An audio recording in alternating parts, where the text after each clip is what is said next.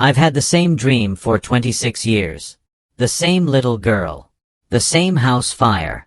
The same scream. But last night, the dream didn't end. It kept going. And when I woke up, my house was burning. What do you think it means? And while you're here, type in the comments, where are you watching from tonight? It started when I was 10. One of those dry, blue sky summer afternoons. The kind you wish you could bottle up and keep forever. We were at the local splash pad, the one just off Main Street, where the rubber ground always smelled like wet tires, and the fountains came up out of nowhere like the sidewalk itself was playing tricks on you. I remember the sunburned shoulders, sticky popsicle fingers, and my dad walking around with his old camcorder, filming everything like we were making a movie instead of just trying to cool off. I was running through the sprays with my friends, shrieking and flinching at every burst of cold water. My swimsuit clung to me like a second skin, and the air was thick with sunscreen and hot asphalt. Then I stopped. Just stopped. I remember the moment like someone hit pause on everything. The laughter around me dropped away, and the noise faded into a kind of low ringing in my ears. She was standing still in the middle of it all. A little girl. Completely still. Not laughing. Not soaked. She didn't seem part of the chaos. Her hair was dark and matted down like it was wet, but not from the fountains. Her dress looked old. Not old-fashioned, just worn. And her skin, it was blistered, like someone had taken a lighter to her arms and legs and then left her that way. No one else noticed her. Kids ran right past her, water shooting up around her feet, but she never flinched. She just stared straight ahead. Not at me. Not at anything. I must have stood there too long, because the next thing I knew, my dad was calling my name. He had the camera up, still filming. He thought I was getting too much sun or maybe starting to feel faint. I didn't say anything. Just shook it off and ran back toward the fountains like I was trying to lose whatever I had just seen. Later that night, I told my mom about it. I didn't mean to. I think she could tell something was off, and she asked the kind of quiet questions moms ask when they already know the answers. When I told her about the girl, about how burned she looked, she didn't laugh or say I'd imagined it. She just got this look on her face I'd never seen before, like she was doing math in her head, fast and private. Then she told me something strange. Something she said her grandmother once told her when she was a child. That our family, on her side, had always been a little sensitive. Her word, not mine. She said some people are born with skin just thin enough to catch glimpses of things most folks never see. That it wasn't anything to worry about. That it would pass. I didn't tell her, but I didn't want it to pass. I just wanted to know why no one else saw her. Because I saw her. And years later, I'd see her again. The first night it happened, I thought it was just a dream. One of those vivid, too real ones that hang on you all day like humidity. But this one felt different from the start. I wasn't me. I was someone else. A man named Kyle. A firefighter. I remember the weight of the gear first.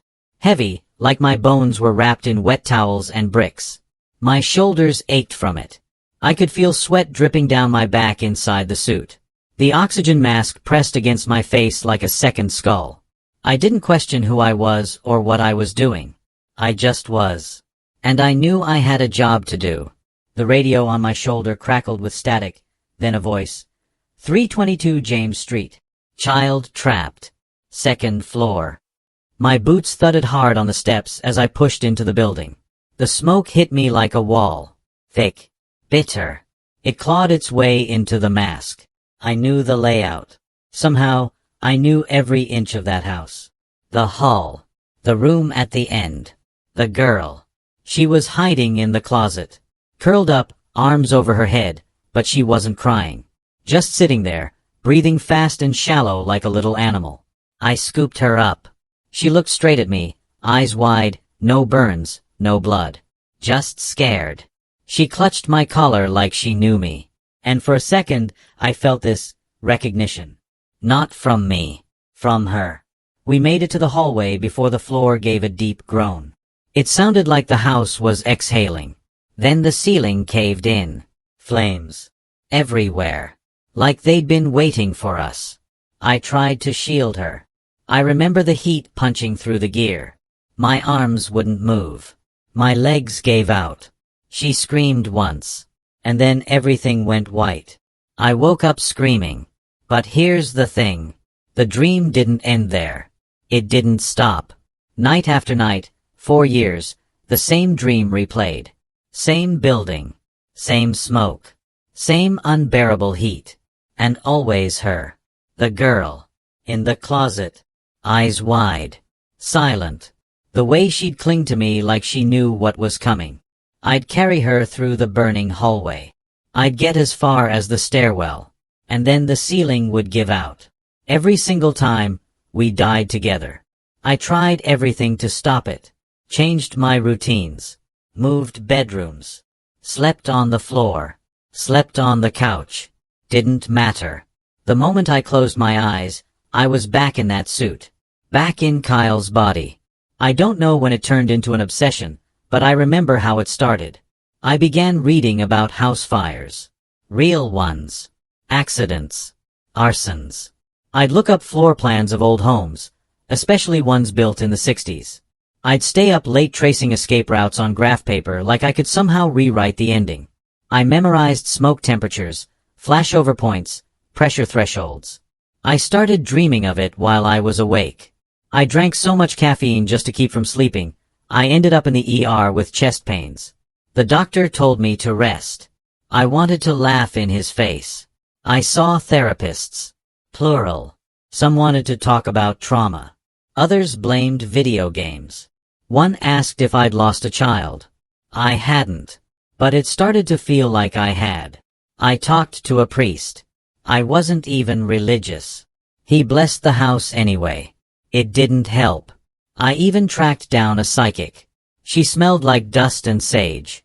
She held my hand and went quiet for a long time before pulling away. She said something about unfinished paths and souls that remember. Then she refused to see me again.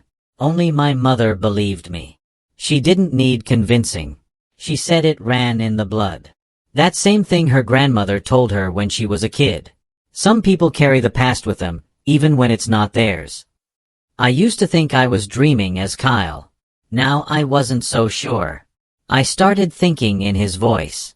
I knew things I shouldn't have known. What it feels like to break through drywall with an axe, how to read the angle of a flame, how flesh smells when it cooks too long. It wasn't just sleep. It was leaking. And then, one night, something changed. The fire was the same. The steps. The smoke. The girl. But when I lifted her up and turned to run, she didn't clutch my collar this time. She looked up at me with a face full of knowing. No fear. Just cold awareness. After that night, the one where she called me a liar, everything started to shift. The dreams didn't follow the usual track anymore. There were little changes at first. Barely noticeable. The fire still burned the same. The ceiling still collapsed. But the girl, she stopped crying. That part hit me harder than I expected. I was used to the tears, the way she'd scream, the sound of her coughing through the smoke.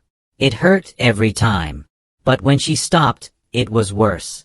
It was like she knew something I didn't. Like she wasn't afraid of the fire anymore. She just watched me. Every time I picked her up, she looked me dead in the eyes. There was no panic in her. No clinging. Just this stillness that made the flames feel cold. I could feel her breathing, steady and slow, while I was losing my mind trying to get us out. And every time I glanced down at her, I felt like she was seeing through me. Then came the second shift. I noticed it one night while trying to radio for backup. My voice was the same. The same desperate shouting over the crackling. But when I looked down at my jacket, the name tag wasn't Kyle anymore. It was mine. My actual name. Clear as day. Black letters stitched into the soot-stained fabric. And suddenly I wasn't just dreaming in his body. I wasn't watching Kyle. I was me. Wearing that gear. Fighting that fire. Holding her. Burning with her. I remember standing there, holding her hand, feeling the floor shake, and thinking, I'm not sleeping through this. I'm being pulled into it. Or maybe I was never dreaming at all. Maybe I was remembering something that hadn't happened yet. Then, it got worse. In one of the dreams, we made it further than usual.